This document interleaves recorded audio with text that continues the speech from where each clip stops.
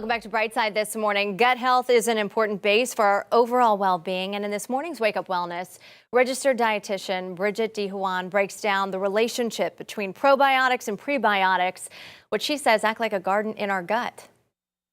If we think about the probiotics as the flowers or the plants that are growing, those are the live organisms. Those are the good bacteria, the friendly bacteria that we're really repopulating in the gut.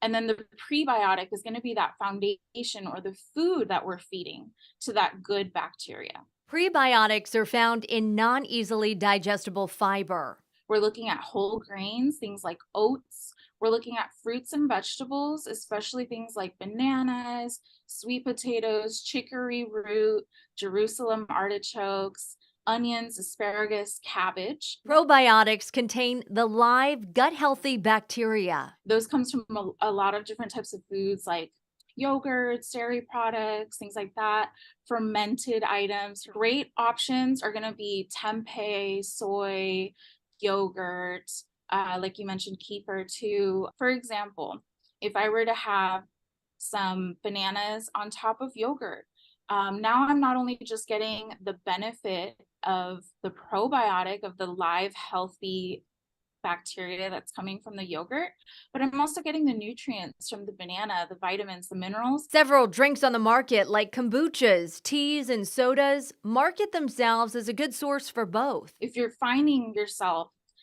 in that group that it's difficult to meet those fiber goals for you, I think those fizzy carbonated drinks are a wonderful option. But DeHuan says keep the ingredient list in mind. You want to avoid a high percent of added sugars and vinegar-based options. Vinegar will effectively kill off most bacteria, rendering them less effective. Now, DeHuan talked about kombucha as well to get in those probiotics. And my cousin, Trey, and his wife, Ashley, they started a kombucha company called Better Booch. It's based in Los Angeles and available nationwide right now. So I reached out to him. I had a lot of questions. They are well versed in it. Literally started making the tea in their kitchen, saw the health benefits for themselves, and then sold it to farmers markets. Really cool. Grew the business from there. So I asked Trey to walk me through how to incorporate it into our diets and what to avoid on the labels. One thing to really look for is if they use juice to flavor it or not, because juice is added sugar. And what's weird about the FDA or the way the law is written right now is they don't actually consider juice to be added sugar, even though it is. When you look at the label, it might be deceiving if people are using juice that might have a lot more sugar than they're claiming. So he says the extra sugar can cause it to over ferment, especially for kombucha. And another pro tip, he says real kombucha needs to be refrigerated.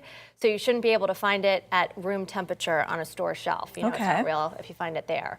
You can watch the full conversation on our 10 Tampa Bay YouTube page. Walks me through how to incorporate it into our diets. I had a lot of questions. If you've never had it before, sometimes it's a little off-putting because you can see the probiotics in it.